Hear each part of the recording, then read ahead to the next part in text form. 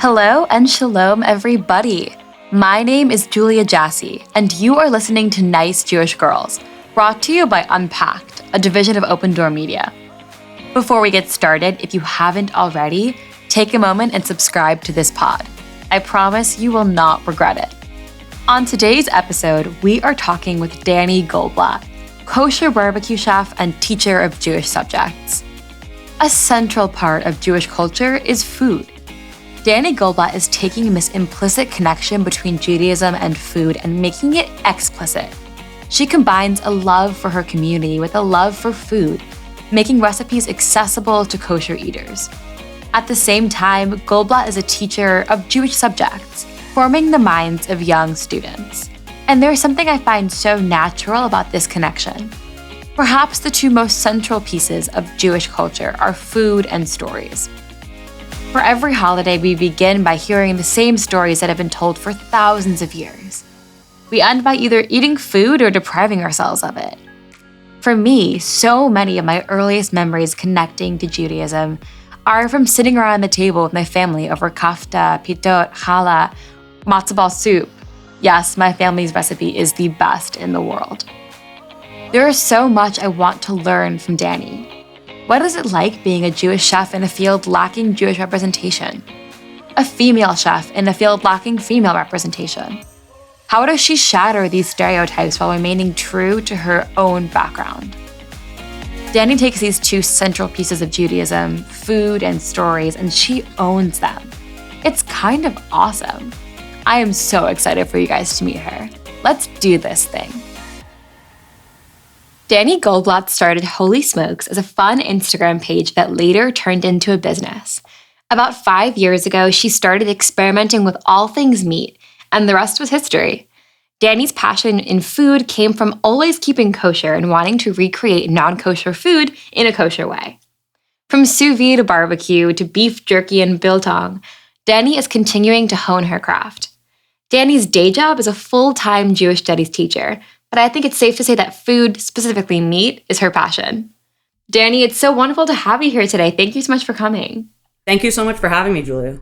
Of course. So I want to start off in the beginning. Tell us a bit about where you're from, your experience with Judaism growing up, and what your relationship to Judaism was as a child.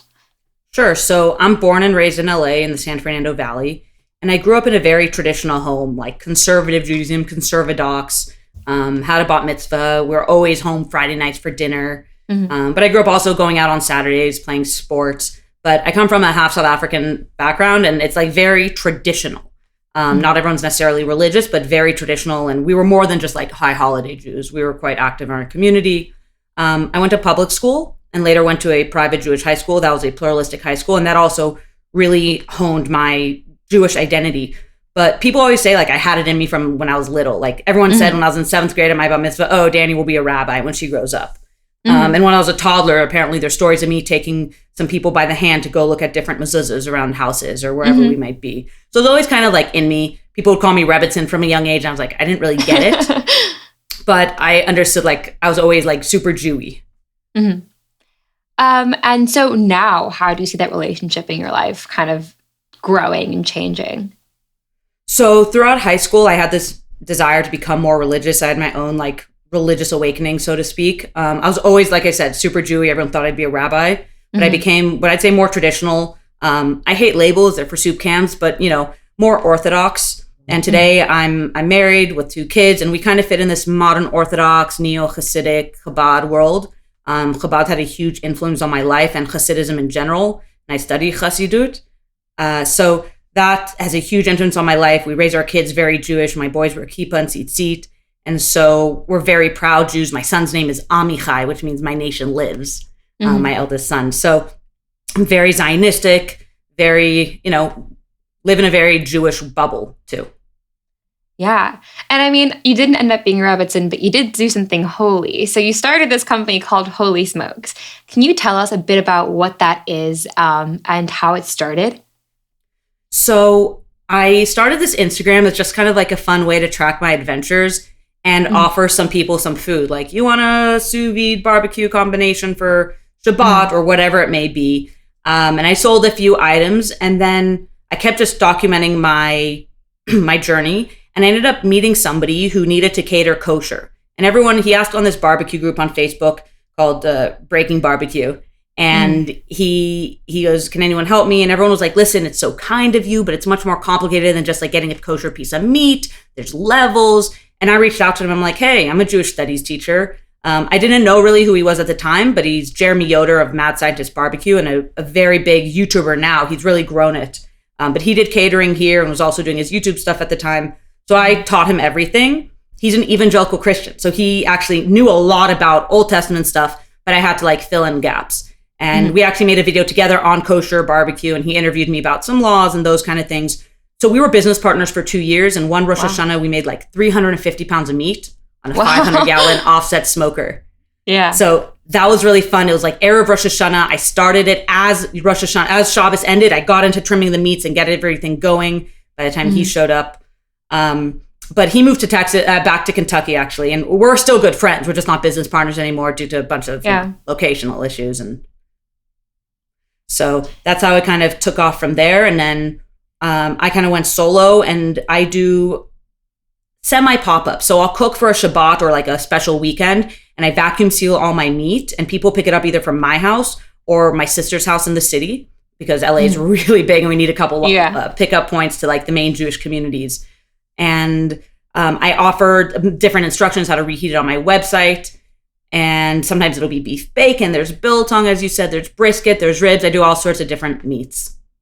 So what I find so interesting about this story is you talk about how central Judaism is to your life, especially as an adult. And for me, when I think about Jewish culture, I think about food. Like for me growing up, I had a bit of a different background. I was probably even more of a high holiday Jew. But my big connection was culturally to my family, like Mizrahi and Sephardic food on my mom's side was a big piece of my identity. And for you, it seems like you are a Jewish studies professor, you raise really Jewish family, but you also have this connection to food.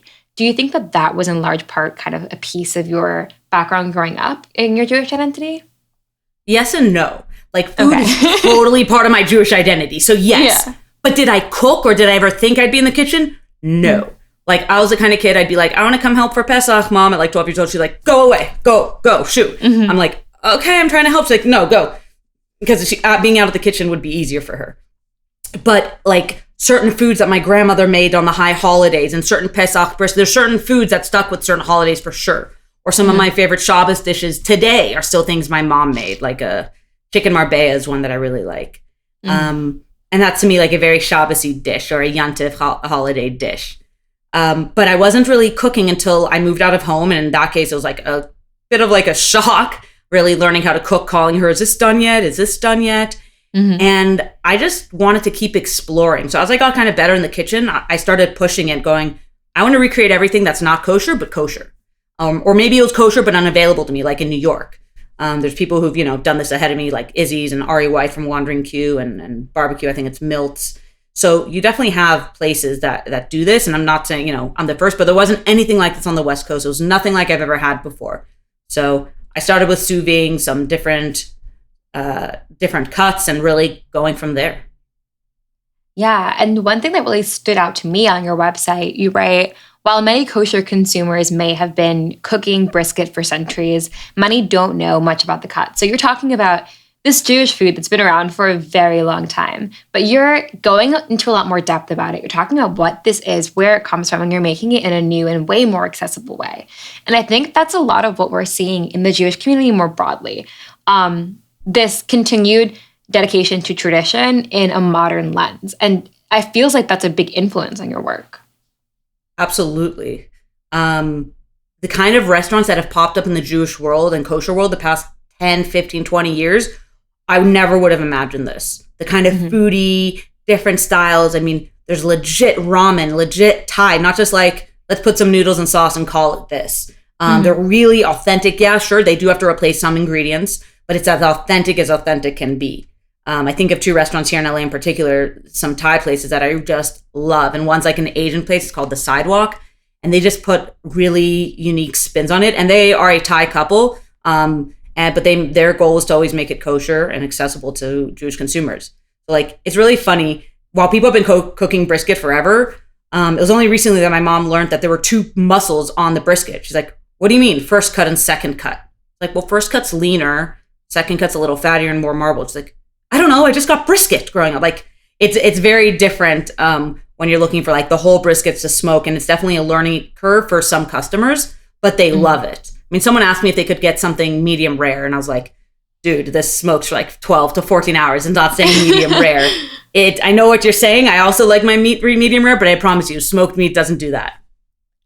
Yeah. And I mean, for so much of the Jewish community, food is a way of sharing stories and sharing experiences. And especially when you're catering holidays, it feels like that's a big piece of it. How has that been for you to be a part of families' holidays in a way that you probably didn't expect to be? I never really thought about it that way now that you say it like that. Right? Like, my goal is to always serve really good kosher food that people don't always have access to. And you're right, all the more so on holidays when people ordered whole briskets and they're serving it to their guests, and I get texts after Yontif and it's like, oh, I had your meat at this person's house. I was like, oh, really? It's really cool that it gives people something to talk about because it is different. I like to hear and see people's reactions when I can to their first bite of like real barbecue. So it is pretty cool to be part of that. And how come you gravitated to barbecue as like your food of choice? I can't sit still. I really like high energy, always moving. I could not sit at a job, I think, from 9 to 5. Like, I've tried, it's not my cup of tea. I'm teaching, I'm on my feet when I'm teaching, I'm talking. I love working with teenagers and they have so much energy. So it was really natural for me to gravitate to something that took a little bit more effort. And I started on something easy with charcoal and barbecue, and a pellet grill, but it took more effort. And I like playing with things. I tinker. So this was just like, I like food. I like tinkering and doing stuff. So why not like take it to the next level? Absolutely. And it's so interesting because you're a Jewish studies teacher as your day job, but you also have this unexpected secondary career path of being a chef. So how did that shift happen from teaching all day to now teaching and cooking all day? So it happened kind of naturally in the sense that I was doing some individual cooks for people. The kind of barbecue I do now, I could never do individual. It takes too long. I do like sous vide and I'd sear it and I'd put a little bit in the smoker for just a little bit. But it happened kind of naturally. There is definitely a balance and a struggle to balance it all. It's not easy, and I'm sure we'll talk about it a little bit, but like doing it all, especially as a woman, like women want to have it all. I want to be the mom. I want to work full time. I want to cook, but I'm one person. So there is a challenge that I'm really starting to face of I need to balance things a little better and make sure that I take time for myself as well and not be completely overrun, because it is a lot of work, barbecue. The kind of barbecue I do with the wood fire and the splitting, it's a lot of babysitting. It's a lot of work. It's a lot of meat. And so I just need to make sure that I'm not strained too much, that I take care of myself as well. But it's really about the balance. And summertime is when I charge hard, when I have a lot of time. So tell me more about that tension, because I think that's something that we, especially as women, experience a lot, like pressure coming from lots of different places. How has that, especially as you have all of these challenges, how has that played out for you? It requires a lot of thought and conversations with my husband, who's my best friend and partner, because I could not do this without him. While he's not so much of the cook or help so much with the barbecue in that way, he's always there to help me in whatever ways I need. And at the end of the day, I can't do these cooks without, some help with childcare, some help with my parents. So it requires really digging deep and making sure I'm doing things for the right reason. And I feel like it's kind of like my purpose to teach and cook, but I also know I can't do both full time. So yeah, there is that pull, and it's hard. It's hard because I do want to do it on. Sometimes I go, well, why can't I be out all day? And I have to think, well, do I want to miss taking to school and pickup and bedtime? Is this going to be a regular thing every day, or is it just once in a month? I have to balance those things. And so the first time I'm going to the Kosher Barbecue competition in Dallas, which is Kansas City certified, like this whole certification program. It's like a legit barbecue competition. I'm joining a team down there. And I'm leading my family. We were talking about it. It's going to be, so I fly out on a Friday and come home Sunday night, but it's over Shabbos because they start Saturday night. And we were talking about it. Do we make this a family trip? And at the end of the day, we decided not to. It'd be a lot more work. I'm going to be busy most of the time. But I've never been away from my boys for a Shabbos before. So it's these things that, it's a very cool opportunity. And I made that decision. But it's not something I'm going to be doing every week where I'm gone every Shabbos, every week, or multiple Shabboses a month. So I take things one step at a time. And I think that's really important of trying to balance my life and what I want and what's best for my family as well. Absolutely. On a side note, tell us more about this cooking competition. So how often are you competing in these competitions? Are you competing ever in non-kosher competitions as the only kosher chef, or do you compete only in kosher competitions? So I've never done a competition before. Competition barbecue is, it's super different than the barbecue I do. It's a totally different ball game. The kind of barbecue they do is different. The methods are different. They have secret rubs and ingredients that a lot of us don't necessarily do, or like injecting. There are a handful of kosher competitions. I don't know how many are active still with COVID. Dallas is a big one. I think there was on Long Island. I can't remember. There are a couple big ones. And so it's a totally different ballgame. I'm kind of there along for the ride to bring my skills and my opinion, but also learn from people who've done competitions for years. A lot of these guys have done competitions and non-kosher competitions where you don't taste anything. You do it all, but it's for the fun of it. And, both Ari White and Izzy won Barbecue King of New York. I don't remember the years, but they both won Barbecue King of New York, and they're both glatt kosher and use glatt kosher briskets. Wow. So it's totally possible to compete and win with kosher supplies, or you can be, again, in a non-kosher competition, you don't taste anything and you do it for the experience. So I'm really excited. I definitely know my barbecue. But again, this is a totally different realm. I'm going to do some practice runs and work on a few secret ingredients as well. Ooh, this is exciting. Yeah, so we'll see. And the judges are really cool. They bring in real legit barbecue people to judge them, and some celebrity judges as well, like lay people. So wow. That's really, really cool. And one thing I think is so interesting about your work and the kind of combination of Jewish studies and food is that when I think about Jewish culture, I think the two most important things are food and stories. And it seems like you're really doing that. As a teacher, you're sharing stories, you're continuing this education, this knowledge, and you're spreading it to the next generation. And then you go home and you feed people. And it kind of seems like the culmination of like the Jewish experience in one person's career. Right. They say, they tried to kill us, God saved us, let's eat, right? And each time there's a story, and we do that each time. I think it really comes together. I invite all my students over for a Shabbos dinner, and I love cooking for them. And they're like, most of them have never been to someone's house who's Orthodox for Shabbat dinner. So they're like, don't know what to expect. And some of them are nervous, and some of them are like, it's just a Shabbat dinner. Like, it's all good. And so it really comes together for me then, when I love having people into my home who either aren't as religious or haven't experienced Shabbat and the way we celebrate it. So for me, that's when they really come together. And it's also really fun because my students ask me a lot about this stuff once they get to know me a bit. Yeah. And it's a way for us to connect outside of, like, they take interest in it. And it's a way for us to connect as well outside of just the classroom. And within the barbecue world, I'm really curious, and I know that you've done a little bit of work with Unpacked where you talk about this before.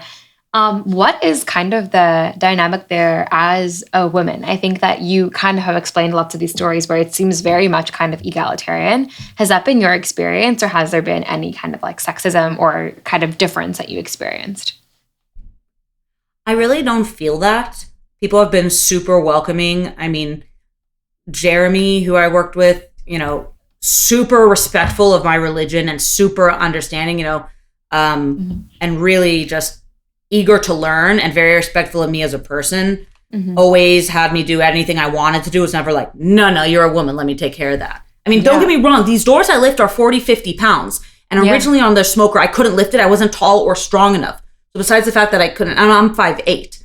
But I learned eventually how to do it, but it was very hard in the beginning. There is a learning curve for anyone, but it is heavy. And I wouldn't say he's also a former weightlifter, so he's really strong. And so that was more of a hindrance. But the community itself has been really welcoming. There are a lot of women in the non-kosher world who compete, or a couple women, Jess Pryles, the Diva Q, I think her name is, and there's definitely women out there who are well known and famous, and I think they don't have any issue. It's a pretty welcoming vibe, especially like that Southern welcoming mentality where a lot of barbecue originates. Yeah. People have been really cool in the Jewish community, non-Jewish community, super respectful. Thank God I haven't really experienced anything. I'm sure in other industries it might be worse, but here in particular, it's been really lovely in the barbecue world. That's awesome. And have you had any, so you talk about all these really incredible people who have set this precedent. Have you had any mentors in the field who kind of showed you the ropes, or have you been kind of taking it from the ground level? Both. I mean, Jeremy showed me the ropes, Mad Scientist Barbecue. He showed me the ropes really of cooking on a massive pit on a trailer, the ins and outs. Some of the secrets he told me he later put on his barbecue channel, but I would never divulge them without, his approval. But I used them. So he definitely mentored me, and we're still friends. Like I said, we're good family friends. I'm friends with him and his wife, and they have a baby. And so we'll talk about barbecue and all sorts of things. And in terms of business, I mean, my father's a big mentor and influence in my life. My mom too, but my dad's always been the businessman. My mom's been on the other end. She used to do financial stuff. So he's really taught me a lot about business and the business mindset. So I'd say those two people in particular. But it's not because, they happen to be men, one Jewish, one not, but it's just who naturally was in my life. It was just a very natural thing. I didn't go out looking for someone. What is your hope for the future of Holy Smokes? Do you want to have a restaurant? Do you want to have a food truck? Or do you want to have this experience of kind of doing it on your own terms? That's a really good question, and I'm still trying to figure it out. Yeah. I'll let you know when I know. And that's what I mean about digging deep, right? Yeah. I do like doing it on my own terms, but I also know, God willing, I'd like another kid or kids in the future. And I don't know how great it would be, right, for me to be manning a live fire 100% of the time, and lifting really heavy things. Like, while pregnant women can lift, this could be a little straight. I don't know how it's going to affect my body. My pregnancies are tough. So I know I can't do it forever and on my own. I'm looking to do some expansions and do some pop-ups, get a hexture for these pop-ups, potentially do some shipping as well, and kind of play it out the next year and see how it goes. Because I also really, really love teaching. While it's been a rough year and a half, my passion is working with teenagers. I really feel like it's where I can make a difference. I feel like that drive and pull, I should say, in barbecue as well, and with food. But yeah, it's hard. Yeah, really hard. I want it all. Through your teaching, you've gotten the chance to work with these teenagers. And I think that you've mentioned that a few times. What about that has been so impactful for you? I know what I went through as a teenager, and I wasn't the easiest teen in terms of my anxiety and how I saw the world around me. I was a very laid back kind of person, not high maintenance, but I teach at the high school I went to. And I know the impact that this school had on me and how it changed my life. And if I could have just a tiny impact on some of these kids' lives. And I've definitely grown close with some of these kids, and they come back to me and we chat, and they joke, I'm the immature one. My sister went to this high school that I went to too, and she's 19, so she just graduated last year. Oh, wow. And it was her 18th birthday, and I was with my colleague, who's also my boss, and he's like, hey, Rabbi, it's my sister's birthday. She's 18. He goes, Mazel Tov. You're as old as your sister is mature. I'm a big kid. I like having fun. I know when to be serious. I'm the adult in the room, but I'm kind of a teenager at heart. Yeah. And so I really feel like I empathize with them and feel what they're going through. And I just kept telling them almost every day on Zoom, you guys are freaking fantastic. I would not be holding up nearly as well as most of you are. And so I really respect teenagers, and I really like working with them. And some people say I'm crazy. Some people are like, oh my God, how? But I do. I really like working with teenagers. Yeah. And I mean, I feel like you, from what you've told me, are a tremendous mentor for these kids. But on the flip side, what have you gained, especially in a year coming out of this pandemic, coming out of a time where the access to hope that a lot of us have has been challenging? How has that impacted you? How have their experiences and stories impacted you? Anytime the going got tough, my husband and I were both working from home. We had our kids home. I just kept thinking about what I would have been like as a teenager and what they're going through, and be like, all right, it's nothing. Because as a teenager, there's so much more that you're going through, and the teenage mind and the growing and the hormones. And I really have so much respect for them. And so whenever the going got tough, I just remind myself one day at a time, really go with the flow, and also be like, I could be a teenager right now. Yeah. And I tell them, like, I don't know how some of them did this. I really don't. They're troopers. It's interesting, like, for you having to shift as a teacher and going from being in person all day long to now being on Zoom, and that modern view of teaching. And you kind of do very similar work with barbecue. You know, you have a modern take on brisket, a modern take on all of these traditional foods that have been a part of our lives for a long time. So it seems that a transcending piece of your work between both fields is this continued effort toward taking things that existed for a long time and making them new. Man, you could be a psychologist. Yeah, you hit the nail on the head. I've never really thought of it that way. That's a pretty cool way to think about it. Yeah. So how we like to end all of our podcasts here is, you know, through this podcast, we're hoping to give people access to mentors in fields they probably never considered before, with people they probably will never get a chance to meet before, specifically for young girls, just navigating the world as a Jewish woman with all of these incredible opportunities out there for us now. What's one piece of advice you'd want them to know? I think it's really important to follow your gut and your values deep down. If you have a passion or a drive for something, go for it. I always believe you should try something and fail before either saying it's not right for you or pushing back again, right? Because a failure doesn't mean you've totally failed. Sometimes people realize it's not for them and they're getting out. Sometimes they fail and they're like, their drive is even stronger. I say I failed more in the beginning of barbecue and my drive got stronger to make a better brisket, right? Everything just, it pushed me even further. So following your values and your gut and really listening to yourself and digging deep is the biggest piece of advice I'd have to young girls. Thank you. And Dani, it's been so wonderful to hear from you. I'm excited to hear where Holy Smokes goes from here. And if you guys start shipping, please tell me, because I will be the first person to get some food. And thank you. Maybe you can be someone we ship some samples to. Oh, please sign me up right now. It's been really an honor to speak with you and to get to know you today. And thank you for taking the time to speak with us. It's been a real pleasure. Thank you for having me. Thank you. So it was so great to sit down with Dani today. She was such an interesting person to speak to, and the more that we spoke, the more I realized the gravity of her impact. She's breaking ground in the culinary world, making barbecue food accessible to a kosher audience, and doing that as a female chef. She's shaping minds in the world at large by teaching young students. But through this conversation, I realized that Dani Goldblatt has the privilege of being a part of families' holidays. The food that she began cooking out of passion is no longer just a passion project. It's at the center of the table at family gatherings. In the Jewish community, that's a pretty big deal. On this podcast, we often focus on the way that women are changing the world. But I don't think we give enough value to personal impact. Dani Goldblatt is shaping people in a different way. Her work affects families, real people just like us. She teaches them and she feeds them, and through that, she becomes an integral and intimate part of their story. I think that this is just as important, just as powerful as any story we've told so far. There is no one way to have an impact, and Dani's way is pretty awesome. When we discussed this in the interview, Dani explained that she had never thought about her food this way.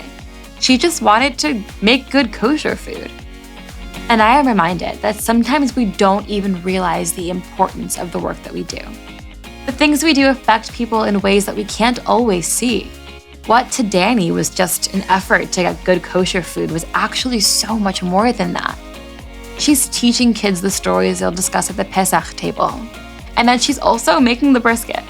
It's full circle in a way that is so intrinsically Jewish. And it's worth being proud of. Dani is so much more than a nice Jewish girl. She's the centerpiece of the Seder table. And this, my friends, is where we'll leave you for today's episode of Nice Jewish Girls. Hopefully a bit smarter and a bit more inspired.